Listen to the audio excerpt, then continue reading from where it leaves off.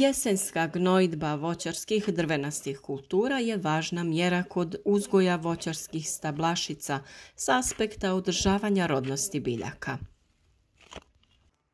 Posebno je bitno kod trajnih nasada što i jesu voćarske stablašice u poluintenzivnoj i intenzivnoj voćarskoj proizvodnji. Upravo u jesenskoj gnojidbi vrši se ishrana biljaka fosforom i kalijem, kao i dodavanje stajnjaka i nekih drugih prikladnih organskih gnojiva, a vrši se i korekcija pH vrijednosti sa sumpornim ili krečnjačkim materijalima.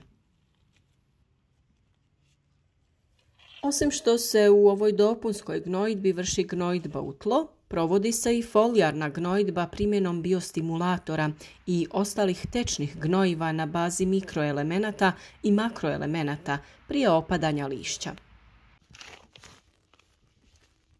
Ipak za bilo kakve poduhvate bilo bi dobro odraditi analizu tla, kako početkom proizvodne godine, tako i krajem.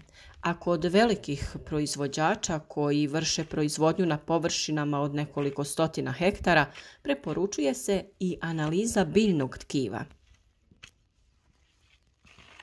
Na našem kanalu potražite razne video savjete vezane upravo za uzgoj voćaka, održavanje i prihranu. Zapratite kanal, kliknite na zvonce pored znaka subscribe kako bi dobivali redovne obavijesti o svakom novom videu. Osnovni cilj jesenske gnojidbe drvenastih kultura je pravilno balansiranje osnovnih i sekundarnih hranjiva, što su makro i mikroelementi, popravak fizikalno-hemijskih karakteristika tla, to jest organska gnojidba, i korekcija pH vrijednosti tla, to jest kalcifikacija. Ovakvim pristupom u voćarskoj proizvodnji voćari mogu znatno uštedjeti novac i učiniti svoju proizvodnju rentabilnijom. Voćarska proizvodnja je inače skupa i potrebno je voditi brigu o stablima koja nakon pola planiranog vijeka eksploatacije jednostavno mogu uvenuti iz raznih razloga i poremećaja. Općenito u voćnjacima se najviše koristi ovčji i kravlji stajnjak, dok se konjski, pileći i svinjski slabije koriste. Ovčji je suši, dok kravlji ima više vode u sebi. Pileći je previše jak jer sadrži puno dušika pa se mora razblažiti sa vodom, a ima i više fosfora u odnosu na ostale. Konjski i svinjski spadaju u tople stajnjake i također su dobri za prihranjivanje stabala. Bez obzira koji se koristio, bilo bi dobro da je zreo, odnosno da je odležao barem godinu dana. Da je stajnjak zreo najlakše možete saznati ako se lako mrvi, odnosno rasipa u šaci.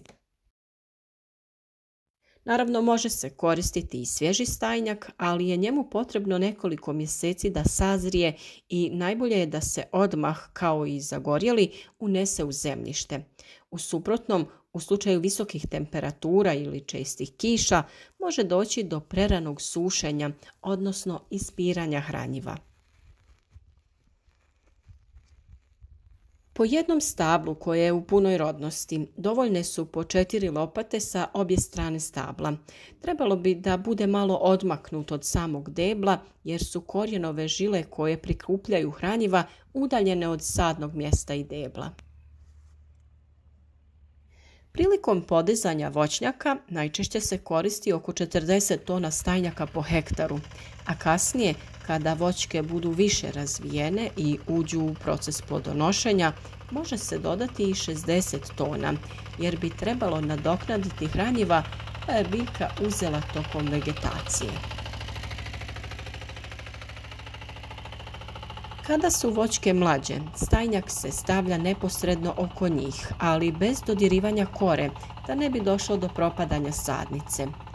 Korijenov sustav kod starijih stabala nakon 7-8 godina prepliće se sa žilama voćaka iz susjednih redova, tako da se stajnjak može rasipati i po sredini. Što se tiče same procjene zrelosti stajnjaka, jedan od načina da se utvrdi može li se koristiti za gnojidbu je prisutstvo glisti. Ako ih pronađete u stajnjaku, budite sigurni da se može koristiti za prihranu voćaka. Gliste dnevno jedu oko 1 gram stajnjaka, a nakon 1 do 2 dolazi do stvaranja lumbrihumusa, koji se također može koristiti za gnojidbu.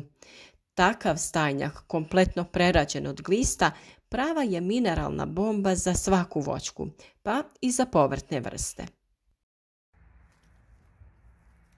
Sada ćemo reći nešto posebno o jesenskoj gnojidbi jabučastog voća poput jabuka, kruški, dunja, mušmula i oskoruša. Na temelju rezultata folijarne analize vrši se gnojidba, uglavnom mikroelementima. Ovisno o rezultatima analize primjenjuje se mješavina mikroelemenata ili se ciljano vrši primjena samo pojedinih mikroelemenata.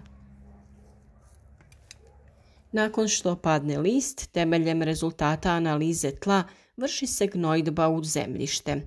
Za gnojidbu u tlo se primjenjuju gnojiva sa visokom količinom fosfora, to jest P, i kalija K. NPK omjer bi trebao biti 7:20:30 ili slična gnojiva. Ukoliko se u tlu utvrdi veći nedostatak samo pojedinog elementa poput kalija ili magnezija, provodi se gnojidba gnojivima sa tim jednim hranjivom.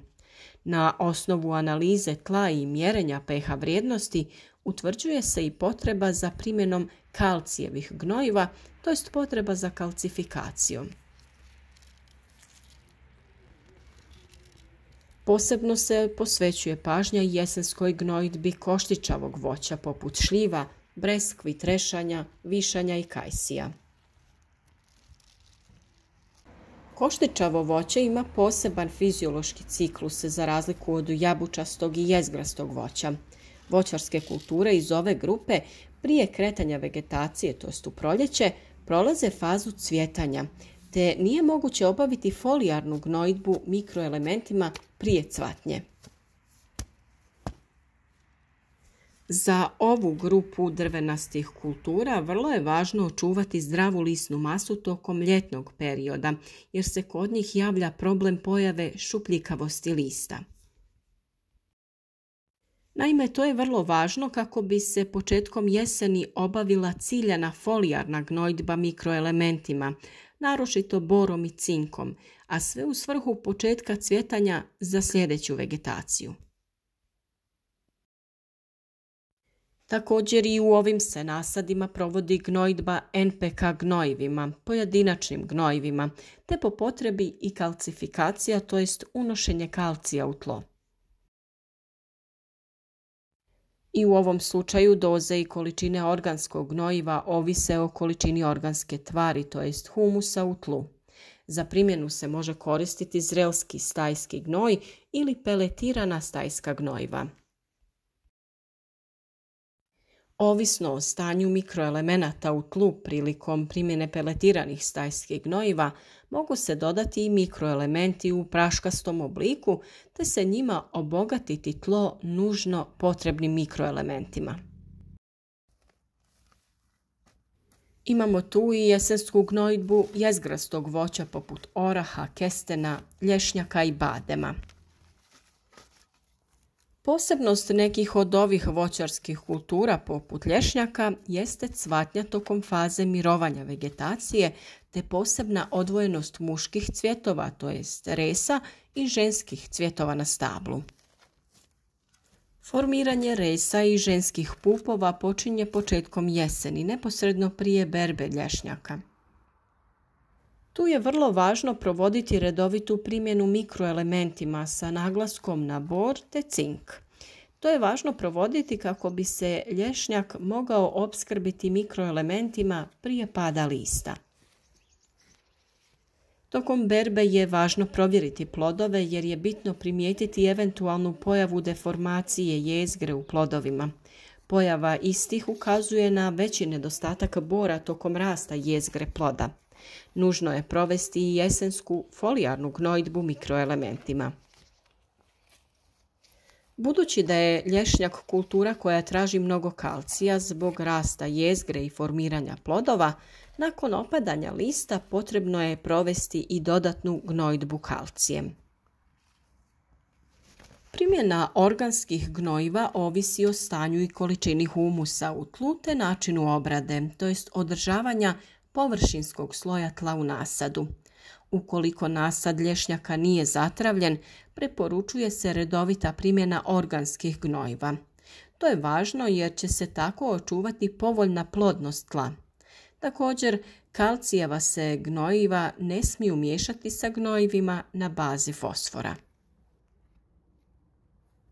Voćarske drvene kulture su višegodišnje kulture koje, za razliku od zeljastih, povrća, cvijeća i ljekovitog bilja, imaju specifičnu kasnu reakciju na gnojidbu, te se efekti provedene gnojidbe vide nakon 6 mjeseci.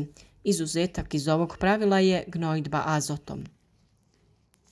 Upravo zbog toga je pravilna jesenska gnojidba vrlo važna. Efekti gnojidbe su vidljivi tek u proljeće sljedeće vegetacije.